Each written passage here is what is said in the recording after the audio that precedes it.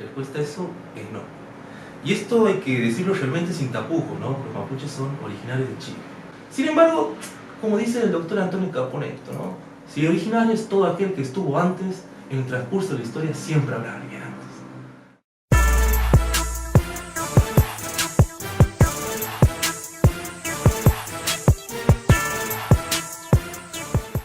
Quería arrancar con una pregunta elemental para el público en general. ¿Los mapuches son un pueblo originario de aquí de Argentina? Bueno, Franco, la respuesta a eso es no.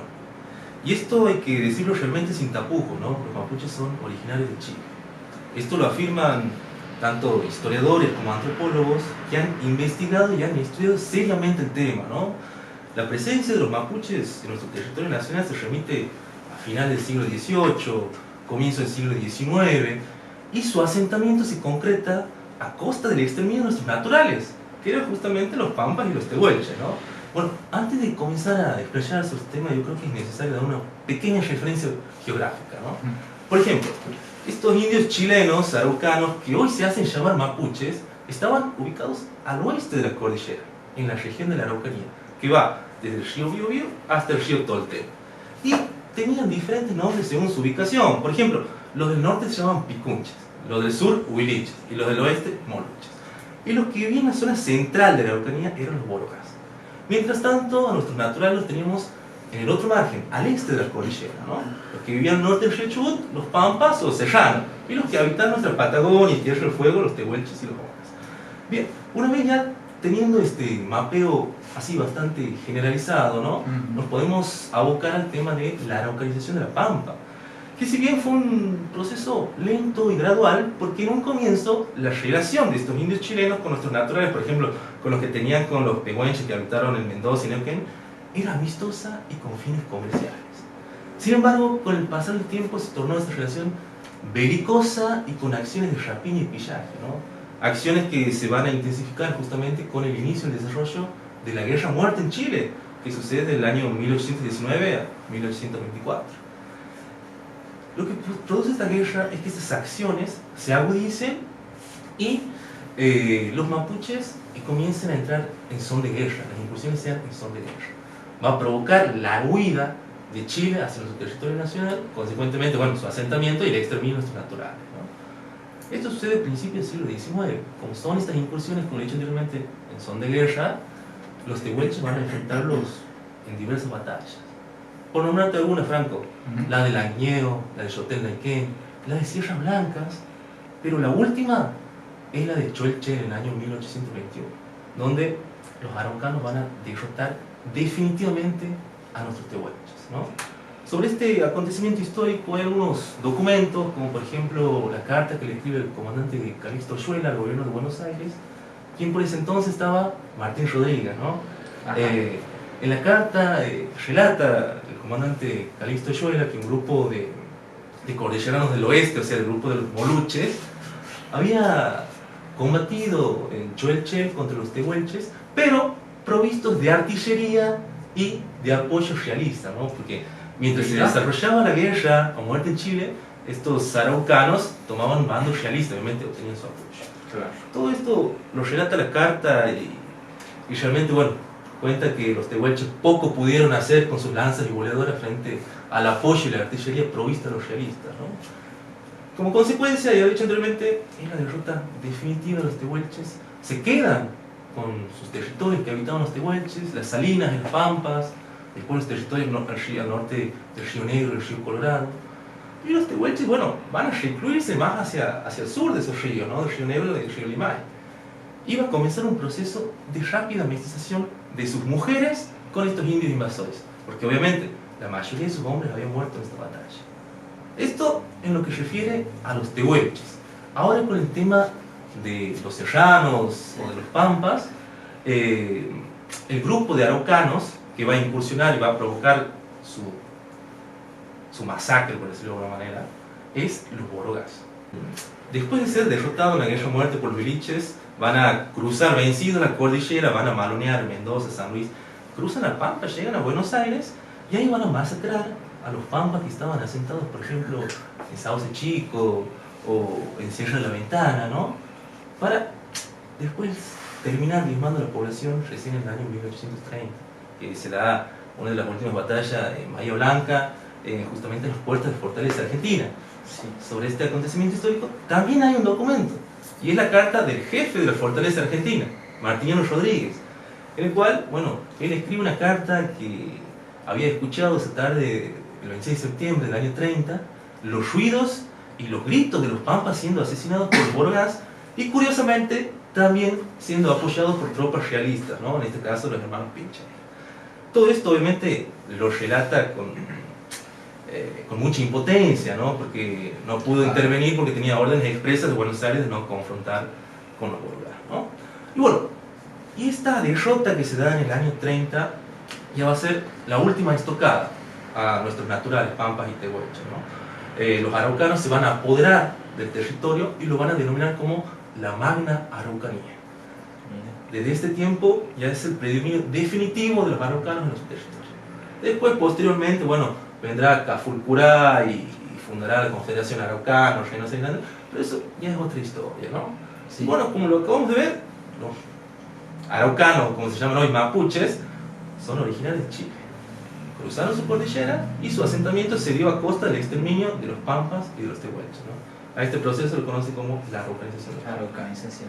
Che, Ezequiel, qué interesante el dato sobre los Borgás, o sea, un término absolutamente desconocido en la historiografía argentina de un pueblo que prácticamente exterminó a nuestros locales, a nuestros nativos.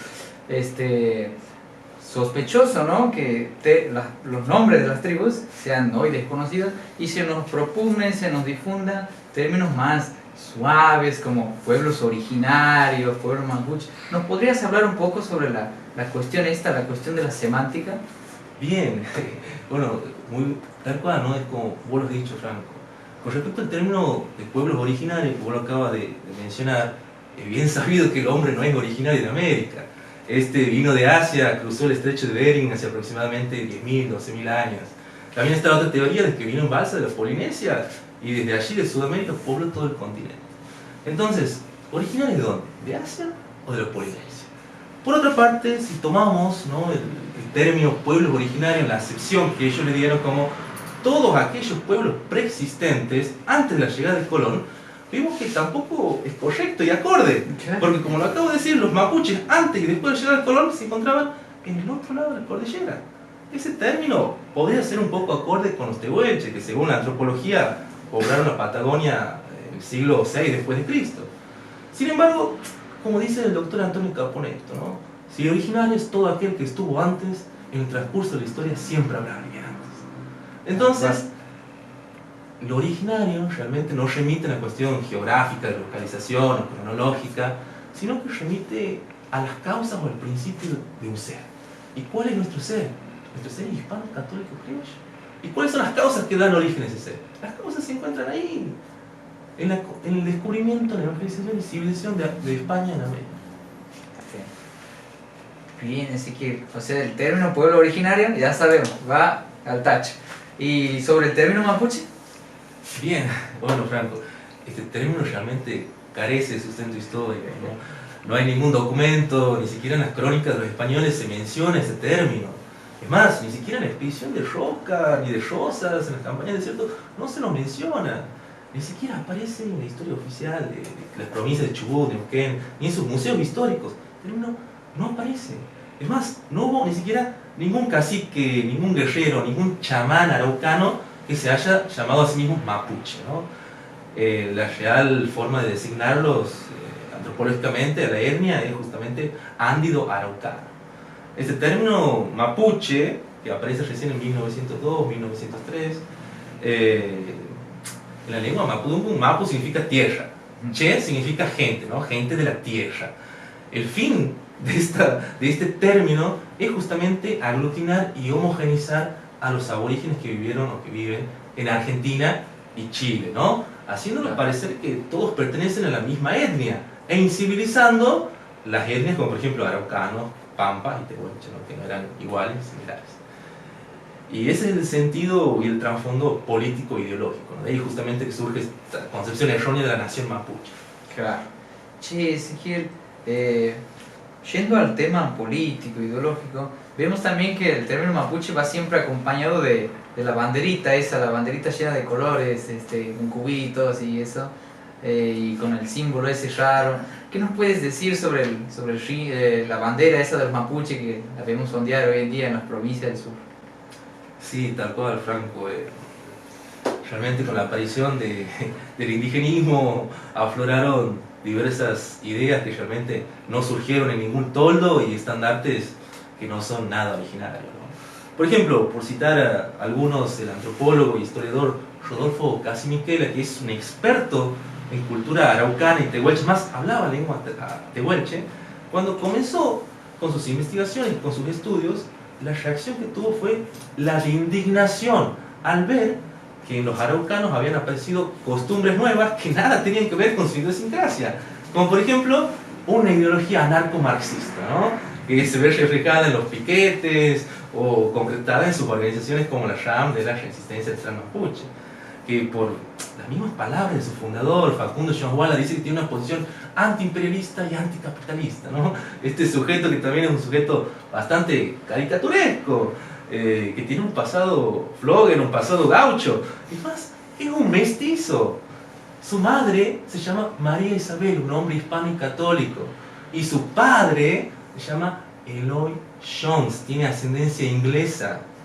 Bueno, esto que para nosotros es incoherente y hasta sí. tragicómico. Tragicómico, tal cual.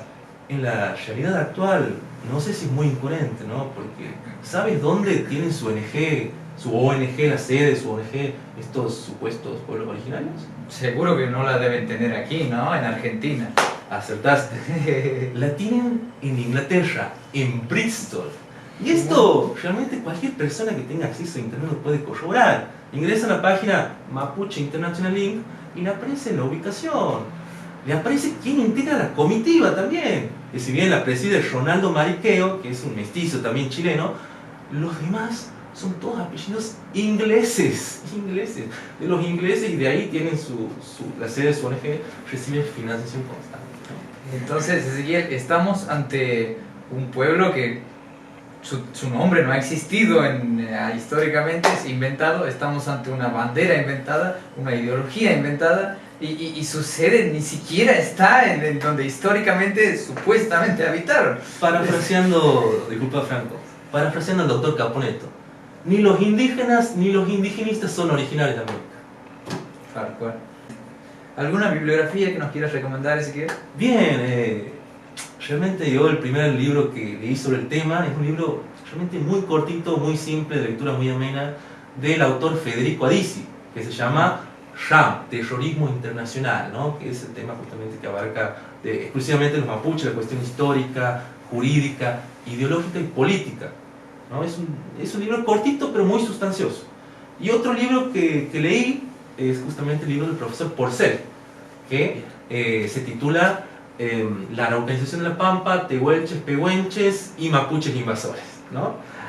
Y otro libro que también recomiendo, que si no son exclusivos de la temática, pero que también complementan un poco, son Hispanidad y Leyenda Negra del doctor Antonio Caponeto, y el libro de Cristian Rodrigo Iturralde, que se llama 1492, Fin de la barbarie, comienzo de la civilización. Bueno, muchas gracias, Ezequiel, por gracias a vos, Franco. Nos vemos en la siguiente entrevista. Aplausos.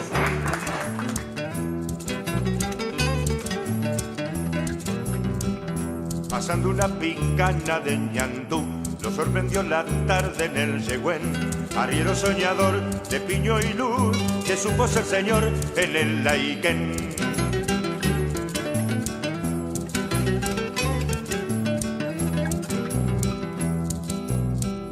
Con un perro pelao y un cascabel, un caballo cansado, viejo y cinchón, ahí anda guanaqueando don Yatel, cacique cimarrón de la Oniquén.